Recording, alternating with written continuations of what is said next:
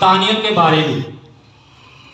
Daniel ऐसी शख्सियत है, ऐसा खुदा का बंदा, मर्दे खुदा है जो बहुत बहादुर है, जो बहुत दलेर है। वो किसी से डरता नहीं है, वो किसी के आगे झुकता नहीं है सिवाय खुदा के, क्योंकि खुदा को वो सजदा करता है और किसी को सजदा नहीं करता। जो खुदावंद के कलाम में लिखा है कि वो किसी के आगे सजदा नहीं करता।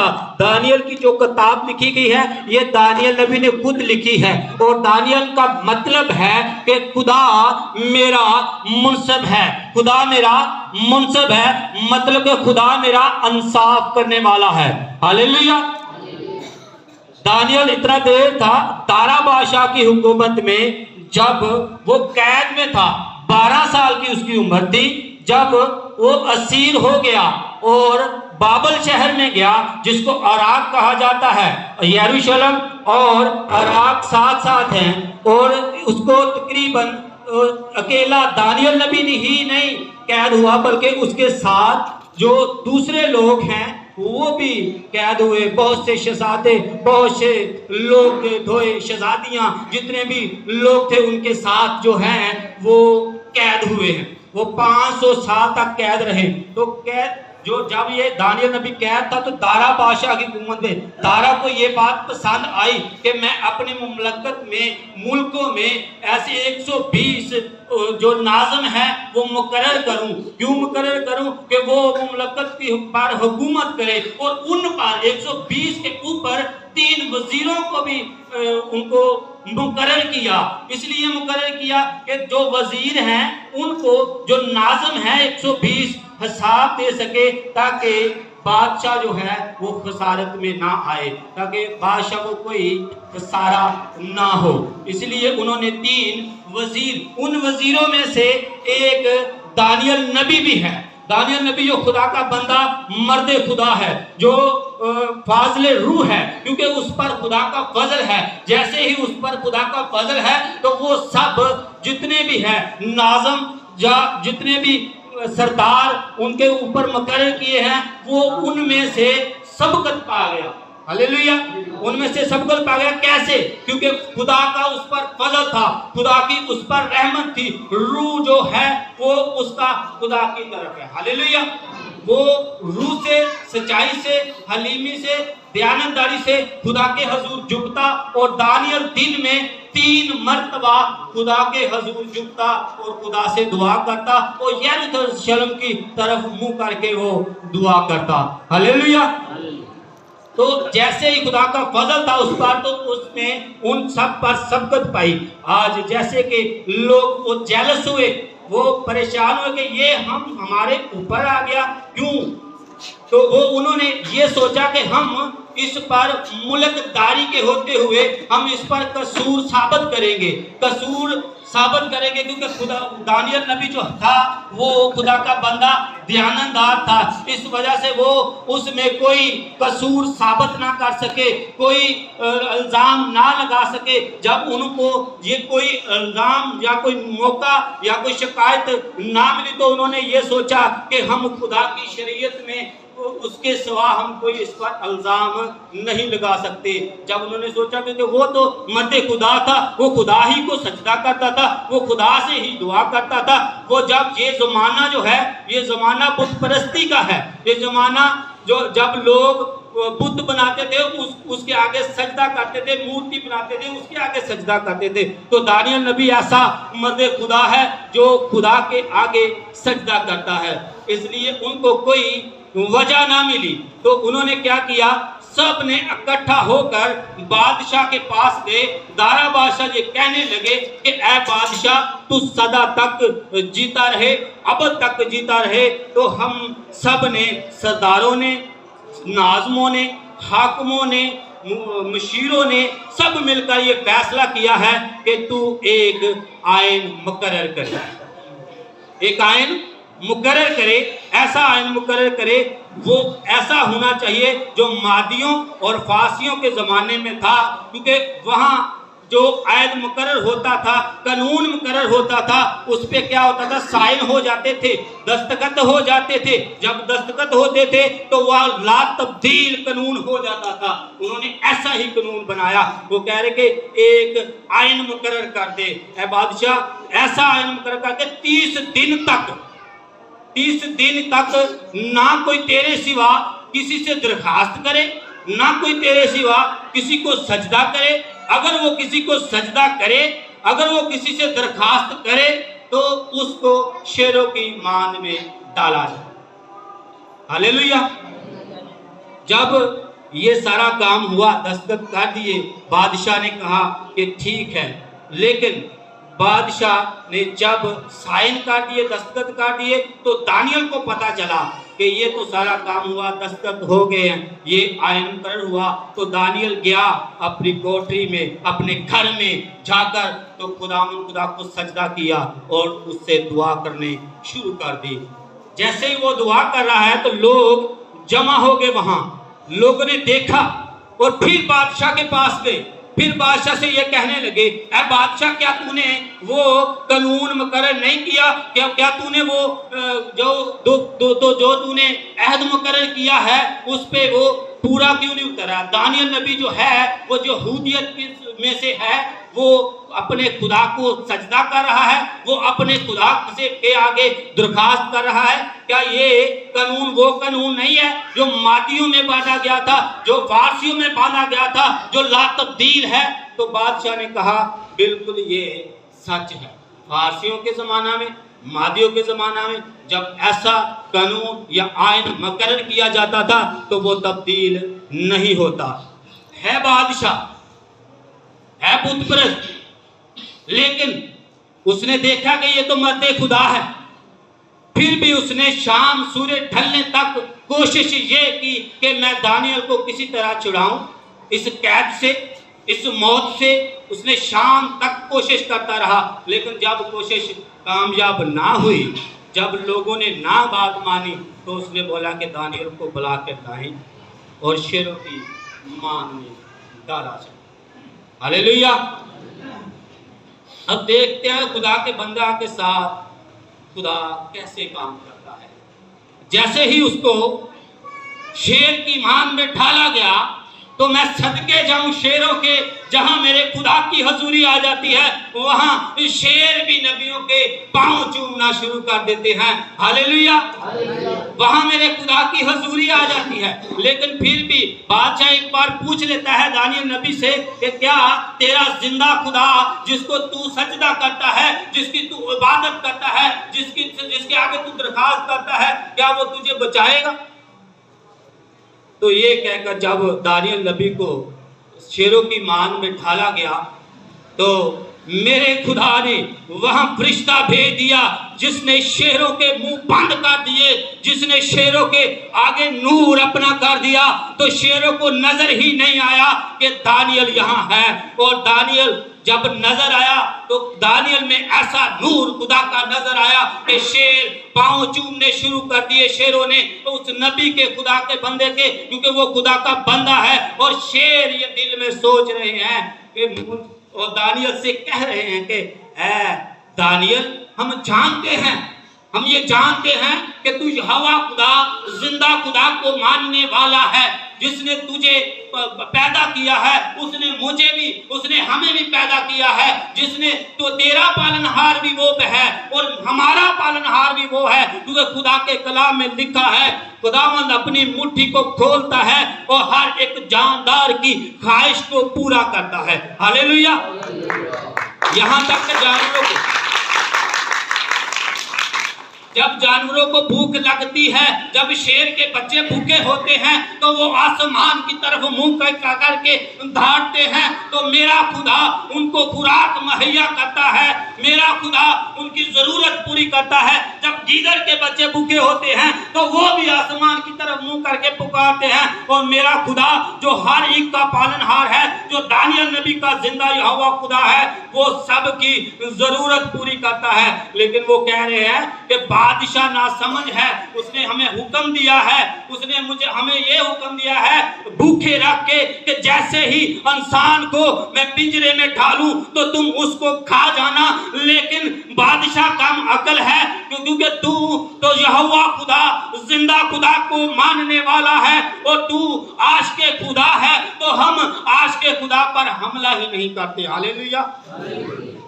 तू तो आश के खुदा है, तू तो खुदा का आशिक है, तू तो खुदा के आगे झुकता है, तू तो खुदा का 3 बार सजदा करता है, तो हम कैसे तुझ पर हमला करें। हालेलुया।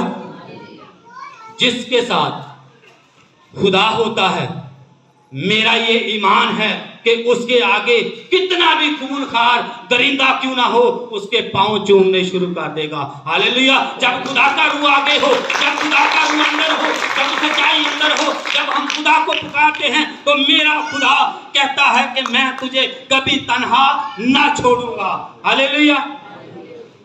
तो जैसे ही बादशाह ने उस दिन दानियल को पिंजरे में डाला तो वो रात को सोया नहीं। है बादशाह, है बुतपरस्त, लेकिन सारी रात उसने क्या किया?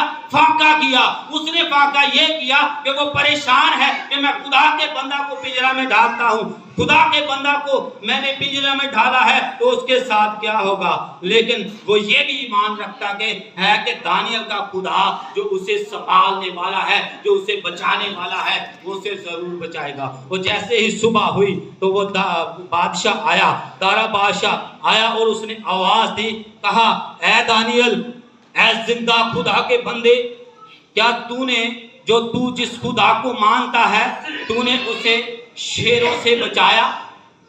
खुदा ने तुझे शेरों से क्या बचाया है?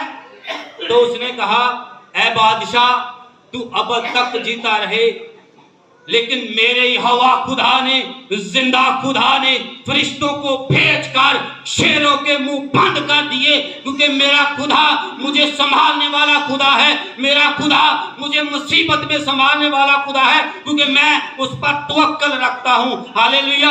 आप भी खुदा पर तवक्कल रखें, आप भी खुदा पर ईमान रखें, क्योंकि आपका खुदा आपको मुसीबत में संभालने वाला खुदा है, आपको बीमारियों से संभालने वाला खुदा है। आप कभी परेशान ना हो, कभी अपने प्यारे खुदावन को खुदा के वसीला से कभी भी ये ना सोचें कि हम बीमारियों में मुब्तला हो जाएंगे, हम मुसीबतों में मुब्तला हो जाएंगे, लेकिन मेरा यहोवा खुदा आपको कभी तन्हा नहीं छोड़ेगा। हालेलुया। दानियल नबी जो था, वो उसने 21 दिन तक रोजा रखा, और 21 दिन उसने खुदा के हुजूर दुआ की। 21 दिन। आज किस ने रोजा रखा? किसी ने रखा? हालेलुया। आपको रोजे रखने जरूरी है, क्योंकि खुदावन के कलाम में लिखा है, खुदावन फरमाता है, अब यूएल की किताब में, अब भी पूरे दिल से रोजा रख और गिरयाजारी व मातम करते हुए खुदावन की तरफ रजू लाओ, क्योंकि आज भी हमें जरूरत है हम रोजा रखें, हम खुदावन के हुजूर आए, और जैसे ही हम खुदावन के हुजूर आएंगे तो मेरा ये ईमान है कि खुदावन पाक यहोवा खुदा हमारी दुआओं को सुनने वाला खुदा है, हमारी मिन्नतों को सुनने वाला खुदा है, हमारी फरियादों को सुनने वाला खुदा है। इसी तरह हमें चाहिए कि रोजे में ठहर कर खुदा के हुजूर मिन्नते फरियादे रखे, और मेरा ईमान है और आपका भी ईमान होना चाहिए। हालेलुया। खुदावन आपको कभी भी तन्हा नहीं छोड़ेगा। तो रोजे में हमें कैसे रहना चाहिए? दानियल नबी जैसे हलीम था, आजिज़ी रखता था, हलीमी रखता था। तो खुदावन के कलाम में लिखा है कि जब तू रोजा रखे तो अपने आप को, खुदावन को जो रोजा पसंद है, हम यूशाया नबी की किताब में पढ़ते हैं, यूशाया नबी 58 बाब, यूशाया नबी की किताब निकालिए सर।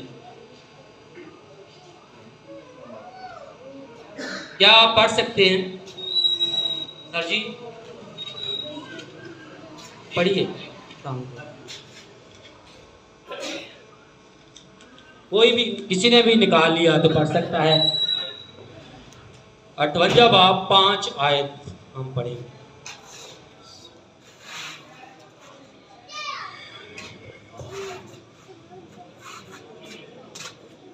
पांच आयत। हाँ जी। जो बुतों के साथ 58, हाँ जी 58 बाब और 5 आयत। सॉरी। हालेलुया।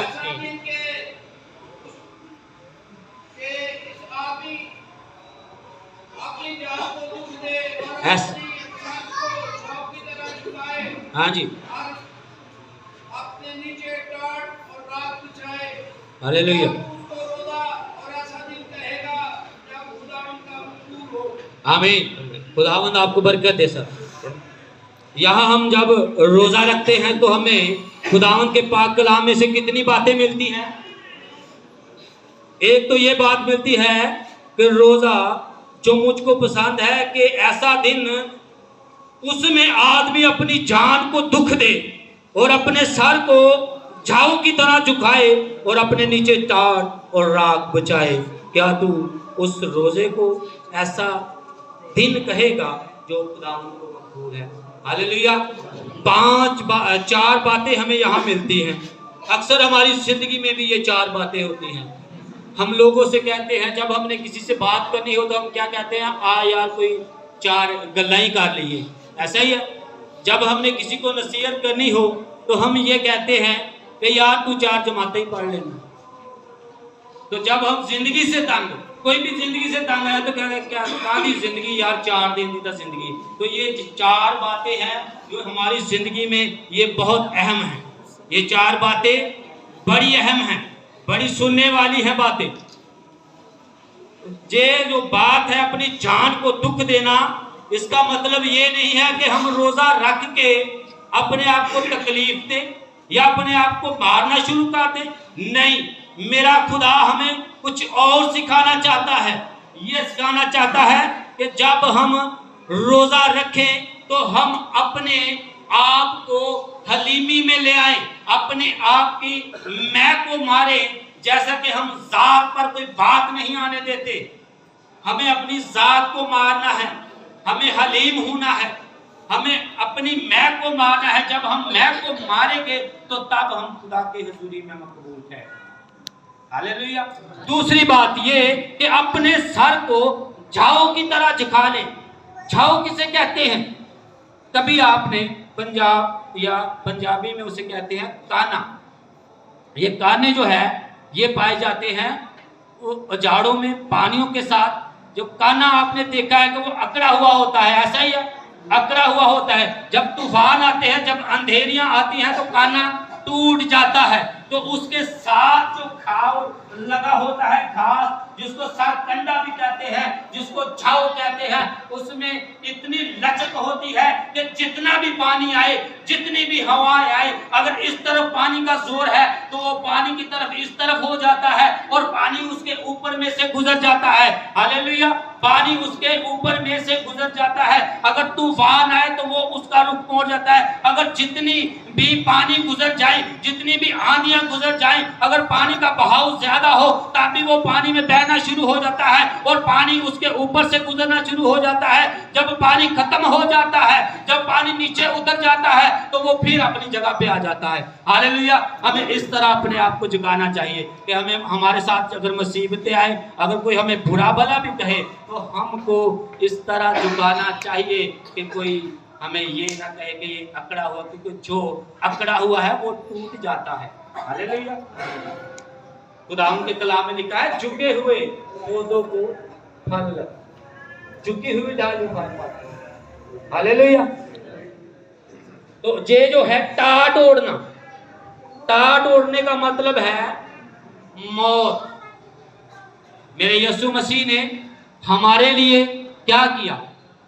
मौत को कबूल किया, टाट ओढ़ा, अफसोस किया। जब हम मत्ती रसूल की अंजील में पढ़ते हैं तो वहां लिखा है हर आयत में अफसोस, अफसोस, पहले शुरू में अफसोस आता है, मेरे यीशु ने अफसोस किया, तो आज हमें भी अफसोस करना चाहिए कि या खुदावंद ऐ यहोवा, मैं अफसोस करता हूं कि मैं तुझसे दूर रहा, क्योंकि गुनाह की वजह से मैं तुझसे दूर रहा। क्योंकि खुदावंद के कलाम में लिखा है, सब ने गुनाह किया और गुनाह खुदावंद के जलाल से, हालेलुया, सब ने गुनाह किया। हम गुनाह की वजह से खुदा से दूर हैं, तो हम अफसोस ये करें कि खुदावंद गुनाह की वजह से हम तुझसे दूर हैं, क्योंकि मेरा खुदा तो अथॉरिटी रखता है, इख्तियार रखता है। वो इख्तियार रखता है, जब वो अंधों को कहता है कि आंखें आ जाए तो उसकी आंखें आ जाती है। जब वो लंगड़ों को कहता है उठ चलना शुरू हो तो वो चलना शुरू हो जाता है। जब वो कोड़ियों को पाक साफ करता है तो कोड़ी पाक साफ हो जाते हैं। यहाँ तक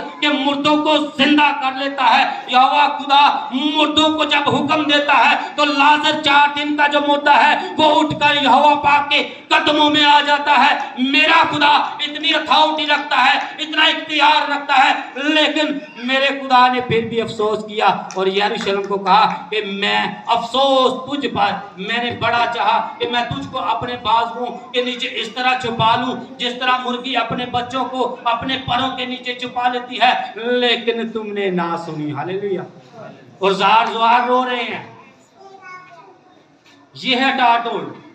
टाट का मतलब ये नहीं, आप खुदावंद के कलाम मत्ती रसूल में पढ़ते हैं तो रयाकारों की तरह अपनी शक्ल ना बिगाड़। रयाकार है यहूदियत जो अपने आप को बिगाड़ते थे, जो बताते थे, राख मलते थे, टाट ओढ़ते थे अपने ऊपर, क्योंकि पता चल जाए कि ये रोजादार है। लेकिन खुदावंद हमारा खुदा हमें ये बातें सिखाना चाहता है। हालेलुया। खुदावंद के कलाम में से जो आपने सुना है, खुदावंद आपको बड़ी बरकत दे और अमल करने की तौफीक दे और दुआ करें। हालेलुया।